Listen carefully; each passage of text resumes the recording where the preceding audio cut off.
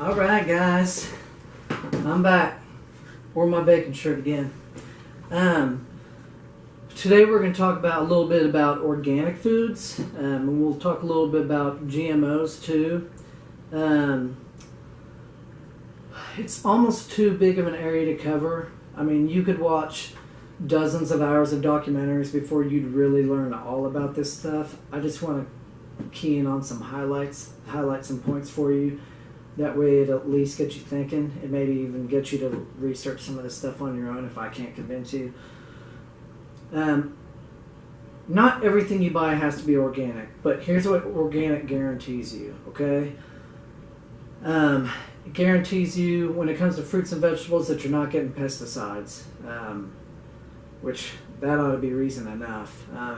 If you guys, unless you're living under a rock, there's been plenty in the news the last few years about Roundup and how awful it is, and the things that it's doing to people. So that ought to be reason enough. But it guarantees you that with the fruits and vegetables. With meats, it means no antibiotics in the meats. Most of the time, the conditions of that the animals have lived under in organic farming is a lot better. It's humane. They're not keeping them in little rooms where they're butt to shoulder and they can't move, and it's just sickening. They even rotate them on plots of land, so they're getting, the best grasses, and things are being eroded. There's a lot of different reasons. None of the steroids and stuff in it, but let me give you some another reason. When it comes to GMOs, if you don't know what that is, you've probably heard the term, but it's genetically modified foods. They call them organisms. Anytime you mess with genetics, there's going to be side effects. It takes years of messing with it and even researching it before the side effects show up is the problem, and by then it's too late. But genetically modified foods are not good.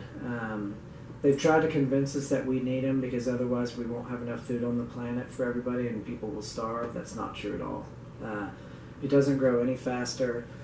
It might be a little bit easier for them to produce, but unless you're awful at farming, that's what farmers do. And they've been doing it for centuries, thousands of years. So GMOs are not good. I'm going to give you some side effects, not only to people, humans, animals, and the environment, to some of these pesticides and GMOs. So exposure to herbicides causes behavioral disorders and motor dysfunction.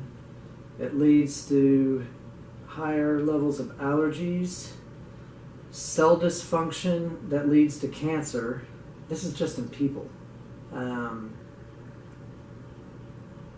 Other health issues such as headaches, birth defects, and weakened immune systems. Great, that's all we need.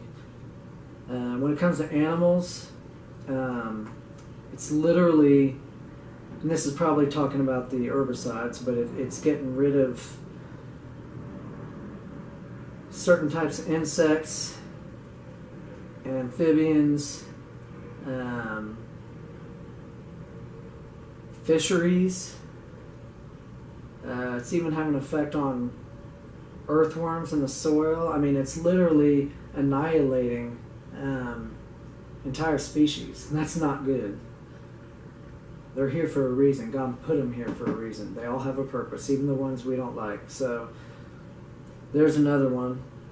When it comes to the environment, if nothing else, it's saying that herbicides have resulted in the creation of hard-to-kill superweeds and the erosion of soil. So,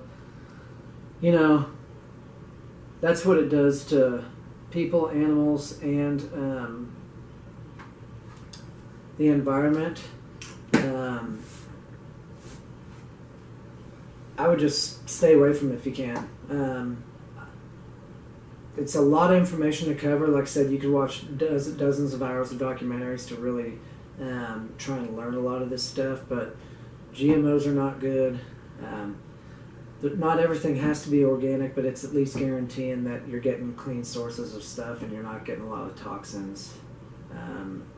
So hopefully you guys will look at some of this yourself, if I haven't convinced you already. Well, in fact, let me just talk about the simple apple. An apple.